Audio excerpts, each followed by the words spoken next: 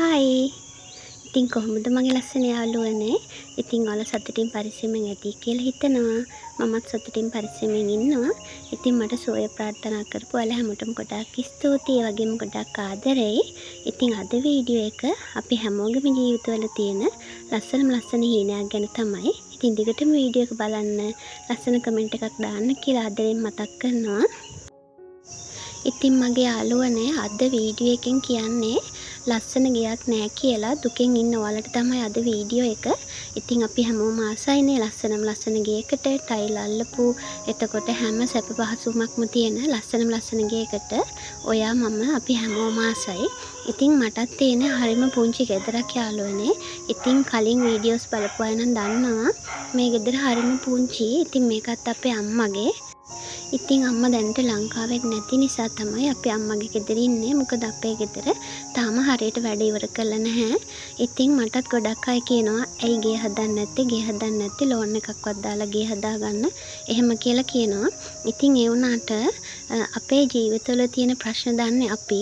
ඉතින් අපිට තියෙන ආදායම් මාර්ග, අපිට තියෙන ආදායම් තත්ත්ව ඒ හැමදේම දන්නේ ඉතින් අපි දෙන්න. ඉතින් ඒ නිසා අපි දෙන්නට කරන්න පුළුවන් උපරිමය තමයි අපි දෙන්න මේ කරලා තියෙන්නේ. මොකද ඉතින් බබාලා දෙන්නෙකුත් ඉස්කෝලේ යවාගෙන එයාගේ වැඩත් කරගෙන එයාට එන කෝසස් අරවා මේ හැමදේමත් කරගෙන ඉතින් ජීවත් වෙනකොට සමහරක් වෙලාවට අපි දකින හීනවලට යන ටිකක් පරක් වෙනවා. ඉතින් ඒ ගැන හිතලා දුක් වෙන්නේ නැතුව Tamanට තියෙන පුංචි පැල හරි ලස්සනට තියාගන්න විදිහ තමයි අද මම ඔයාලට කියන්නේ. ඉතින් මගේ ලස්සන යාළුවනේ මමත් ආසයි හරිම ලස්සන ගෙදරක. එතකොට ගොඩාක් සැප පහසුකම් තියෙන ගෙදරකට මමත් හරි ආසයි. ඉතින් ඒ වුණාට මේකනේ මට ලැබිලා තියෙන දේ. ඉතින් මගේ හීනයක් තියෙනවා දවසක ලොකු ගයක් හදාගන්න. ඉතින් ඒ වෙනකන් මම ඉන්න තැනට අකුල් හෙලන්න නැතුව එක දේවල් කියන්න නැතුව කනස්සල්ලෙන් ඉන්න නැතුව මෙන්න මේ විදිහට මට පුළුවන් විදිහට මම ලස්සනට තියාගෙන ඉන්නවා. ඉතින් ඊට අමතරව මම ඔයාලට දෙයක් කියන්නම්. වීඩියෝස් බලනකොට ඔයාට හිතෙනවා ඇති අනේ මට මෙහෙම නෑනේ කියලා. ඉතින් එහෙම හිතලා බලන්න එපා. ඔයා මේ දේවල් බලනකොට හරිම ආසාවෙන් බලන්න. ඇත්තට මම නම් හරිම ආසාවෙන් තමයි බලන්නේ. මම කමෙන්ට් එකක් දැම්මත් ඒ විදිහට හරිම ආසාවෙන් තමයි දාන්නේ. මොකද මගේ YouTube එකේ ඉන්න ගොඩාක් යාළුවන්ට ලස්සන ගෙවල් තියෙනවා, ලස්සන කුස්සි තියෙනවා, එතකොට ලස්සන ගාඩන් තියෙනවා. ඉතින් මේ හැමදේම මම හරිම ආසාවෙන් තමයි බලන්නේ. ඉතින් ඒගොල්ලෝ ඒවා පෙන්නනකොට මම ඒගොල්ලොත් එක්ක ඒ ගෙදර, ඒ ගාඩන් එකේ, ඒ කිචන් එකේ ජීවත් වෙනවා වගේ හැඟීමක් තමයි මට දැනෙන්නේ. ඉතින් මං හරි ආසයි ඒ හැඟීම විඳින්න. ඉතින් මං ගොඩක් අයට කමෙන්ට් දානවා අනේ ගේ ඇතුළ පෙන්නන්න, වත්ත පෙන්නන්න, කිචන් එක සම්පූර්ණ පෙන්නන්න මෙහෙම කියලා. මොකද මම ඇත්තටම ඒ තරම් හරිම ආසයි.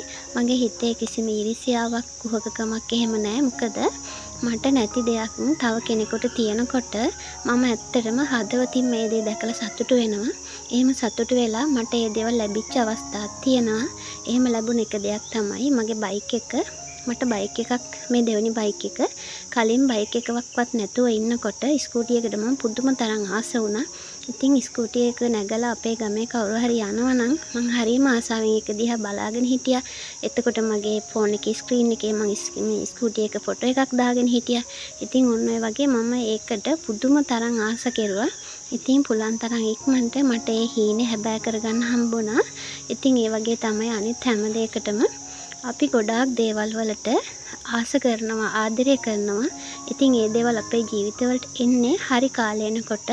ඉතින් ඒ දේවල් වලට ඒ කාලය එනකන් ඒ දේවල් අපිට ලැබෙනකන් අපි ඉවසීමෙන් තියෙන දේවල් ලස්සන කරගෙන, තියෙන දේවල් ආරක්ෂා කරගෙන ලස්සනට ජීවත් වෙන්න අපි පුරුදු වෙන්න ඕනේ. ඉතින් ලස්සන ලොකු ගෙවල් එහෙම දකින්නකොට සමහරක් විට ඉතින් ඔයා හිතනවා ඇති අපෝ ඒගොල්ලන්ට නම් මොකද සල්ලි තියෙනවනේ යාළුවට මොනව කරන්න බැයිද එහෙම කියලා ඉතින් හිතනවා. එහෙම හිතන්න එපා. ඒ හැමදේනම තමන්ගේ මහන්සියෙන් තමයි මේ දේවල් වලට ළඟා වෙලා තියෙන්නේ.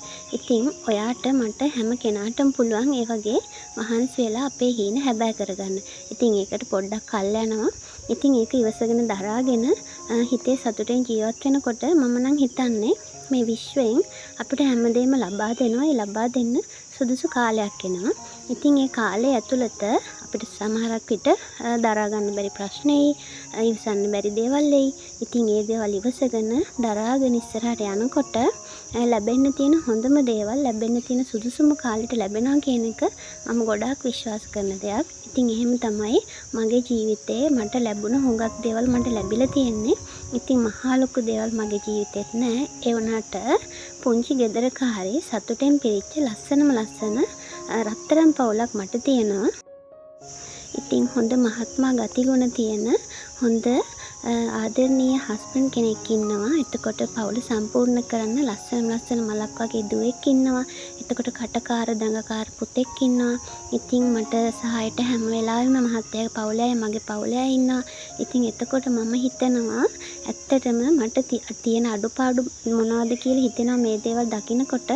ඉතින් මට අඩුවකට තියෙන්නේ ගෙයක් දොරක් වාහනයක් වගේ දේවල් තමයි. ඉතින් ඒ දේවල් අපිට සල්ලි තියෙන කාලෙක අපිට හදාගන්න පුළුවන්.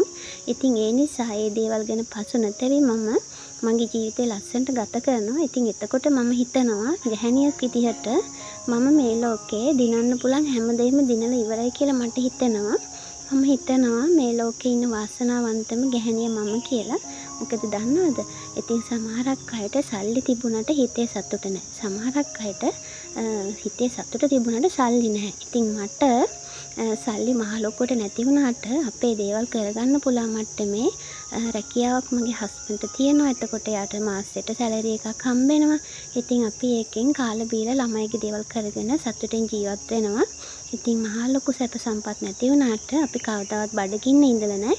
ඉතින් හැමදේම ලස්සනට කරගෙන යනවා. ඉතින් ගැහැණියක් විදිහට මම මේ ලෝකේ දිනන්න තියෙන උපරිම සතුට උපරිම දේවල් ලබාගෙන තියෙනවා කියලා මම හිතනවා. ඉතින් ඒ සිතුවිල්ල නිසාම මම හැම දවසක්ම ලස්සනට සතුටෙන් ආරම්භ කරනවා. එතකොට මේ විදිහට මට තියෙන පුංචි ගේ දොර පුංචි කුස්සිය ලස්සනට අස් කරගෙන හැමදේම මම විඳිනවා. ජීවිතේ ඇත්තටම මට තියෙන පුංචි දෙයකින් හරි මම ජීවිතේ විඳින්න පුරුදු වෙලා ඉන්න නිසා මම හිතනවා මගේ හැම දවසක්ම සාර්ථකයි කියලා. ඉතින් ඔන්න ඕක තමයි මේ පුංචි පැලේ වුණත් සතුටින් ඉන්න මගේ රහස. ඉතින් මගේ ලස්සන යාළුවනේ ඔයාලටත් තියෙන්නේ මාලිගාවක් වුණත් පුංචි පැල්පතක් වුණත් සමහරක් විට ගහක් යට වුණත් මහ පාරේ වුණත් ඔයාගේ සිතුවිලි අනුව ඔයාට පොහොසත් වෙන්න පුළුවන්. ඇත්තටම මම නම් දුප්පත් කියන වචනෙට ආසම නැති කෙනෙක්. මගේ කිසිම තැනක මම දුප්පත් කියන වචනේ පාවිච්චි කරන්නේ නැහැ. මොකද ඇත්තටම මම දුප්පත් කෙනෙක් නෙමෙයි. මම මේ වචනට ආස නැහැ. ඉතින් ඒ නිසා අපි පොහොසත් කියලා හිතුවොත් අපේ සිතුවිලි වලින්, අපේ ගුණධර්ම වලින්, අපේ හැඟීම් වලින් ඒ හැම දෙයකින්ම අපිට පුළුවන් පොහොසත් වෙන්න. ඉතින් අපි ඒ දේවල් වලින් පොහොසත් වුණොත් අපිට පුළුවන් හොඳ මිනිසෙක් වෙන්න. ඉතින් හොඳ මිනිසෙකුට කවදාවත් ජීවිතේ වරදින්නේ නැහැනේ. ඉතින් ඒ නිසා කවදම හරි දවසක ඔයා හිතන පතන හැම දෙයක්ම ඉෂ්ට වෙවි. ඉතින් එතකන් ඔයාගේ සිතුවිලි පොහොසත් කරගෙන, ඔයාගේ ගුණධර්ම පොහොසත් කරගෙන, ඔයාගේ වටේ පිටේ කට්ටියත් එක්ක, ඔයාගේ ආදරණීය පවුලත් එක්ක ලස්සනට ජීවත් වෙන්න. අනිත් එක තමයි යාළුවනේ ඔයාට වටිනාකමක් දෙන්න පුරුදු වෙන්න.